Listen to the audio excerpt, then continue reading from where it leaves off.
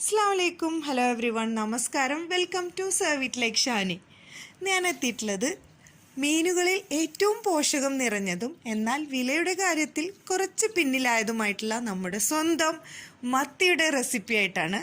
അപ്പോൾ മത്തി പല നാട്ടുകാർ പല ടൈപ്പിൽ കറി വെക്കാറുണ്ട്. ഇതൊരു സ്പെഷ്യൽ റെസിപ്പിയാണ്. എല്ലാ ബാച്ചിലേഴ്സിനും അതുപോലെ തന്നെ തുടക്കക്കാർക്കൊക്കെ പറ്റിയ ഒരു സിമ്പിൾ കറിയാണ്. പക്ഷെ ടേസ്റ്റിൻ്റെ കാര്യത്തിൽ സിമ്പിളൊന്നും അല്ല കേട്ടോ, നല്ല ടേസ്റ്റാണ്. അപ്പോൾ എല്ലാവരും ഇതുപോലെ ഒന്ന് ട്രൈ ചെയ്ത് നോക്കാം. അപ്പോൾ റെസിപ്പിയിലേക്ക് പോകുന്നതിന് മുന്നേ നമ്മുടെ ചാനൽ ഇനിയും സബ്സ്ക്രൈബ് ചെയ്യാത്തവരുണ്ടെങ്കിൽ സബ്സ്ക്രൈബ് ചെയ്യുക. അതിനടുത്തുള്ള ബെല്ലൈക്കൺ കൂടി ക്ലിക്ക് ചെയ്യുകയാണെങ്കിൽ പുതിയ റെസിപ്പീസ് അപ്ലോഡ് ചെയ്യുമ്പോൾ നിങ്ങളിലേക്ക് വളരെ പെട്ടെന്ന് തന്നെ എത്തുന്നതാണ്. അപ്പോൾ ഇനി റെസിപ്പിയിലേക്ക് കിടന്നാലോ. മത്തി ഞാനിവിടെ 1/2 കിലോ വെച്ചിട്ടാണ് ഇന്ന് കറി ഉണ്ടാക്കാൻ പോകുന്നത്. അപ്പോൾ അതിന് വേണ്ടിയിട്ട് ഒരു 8 പീസ് ചുമന്നുള്ളി, ചെറിയ ഉള്ളി, പിന്നെ ഒരു ചെറിയ പീസ് ഇഞ്ചി വെളുത്തുള്ളി, അതുപോലെ തന്നെ ഒരു വലിയ തക്കാളി, ഒരു വലിയ പച്ചമാങ്ങ. വലുതെടുക്കാൻ കാരണം അത്ര പുളി ഇല്ലാത്തത് കൊണ്ടാണ് കേട്ടോ.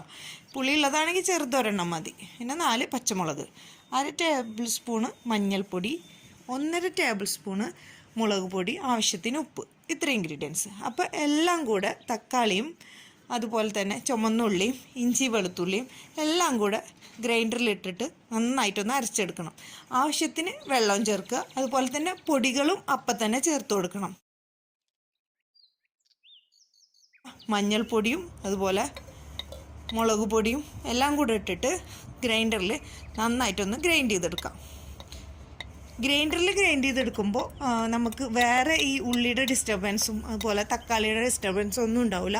നല്ല പ്ലെയിൻ ആയിട്ടുള്ള കറി നമുക്ക് കിട്ടും.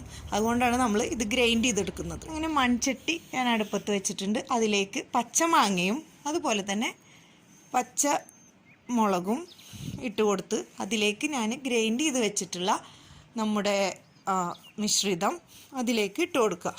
അതിനുശേഷം നന്നായിട്ട് തിളപ്പിച്ചെടുക്കുക. നന്നായിട്ട് തിള വരുമ്പോൾ മാത്രമാണ് നമ്മൾ മീൻ ആഡ് ചെയ്യുന്നത്. മീൻ 2 പീസാക്കി ഞാനിവിടെ കട്ട് ചെയ്തിട്ടുണ്ട്.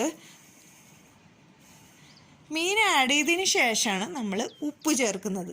എപ്പോഴും ഉപ്പ് ചേർക്കുന്നത് മീൻ ആഡ് ചെയ്തിട്ട് വേണം, എന്നാലേ മീനിൽ കറക്റ്റായിട്ട് ഉപ്പ് പിടിക്കുള്ളൂ. ആദ്യം ഉപ്പിട്ടിട്ട് മീൻ ആഡ് ചെയ്യുമ്പോൾ നമ്മൾ കരുതിയ അത്ര ഉപ്പ് മീനിലേക്ക് പിടിക്കില്ല. അതിന് ശേഷം നമ്മൾ കുറച്ച് അത്യാവശ്യത്തിന് കറിവേപ്പില നന്നായിട്ടൊന്ന് മിക്സ് ചെയ്തതിന് ശേഷം കുറച്ച് നേരം വേവിച്ചെടുക്കാം.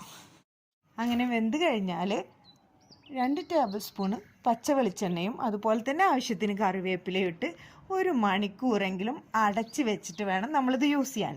എങ്കിലേ ആ പച്ചമാങ്ങയുടെ ആ പുളിപ്പും മുളക് പൊടിയുടെ ആ ഒരു സ്പൈസിനെസ്സും എല്ലാം കൂടെ ആ മീനിൽ ചേർന്നിട്ട് നമുക്ക് കഴിക്കാൻ പറ്റുള്ളൂ. അപ്പോൾ നമ്മുടെ അടിപൊളി കറി റെഡിയായി. നമുക്കിത് ചോറിൻ്റെ കൂടെ ബെസ്റ്റ് ഒരു കോമ്പിനേഷനാണ്. അപ്പോൾ എല്ലാവരും ഇതുപോലെ ഒന്ന് ട്രൈ ചെയ്ത് നോക്കിയിട്ട് ഫീഡ്ബാക്ക് അറിയിക്കുക. ഇതുപോലുള്ള പുതിയ പുതിയ റെസിപ്പീസുമായൊക്കെ വരുന്നവരേക്കും try to serve it like Shani.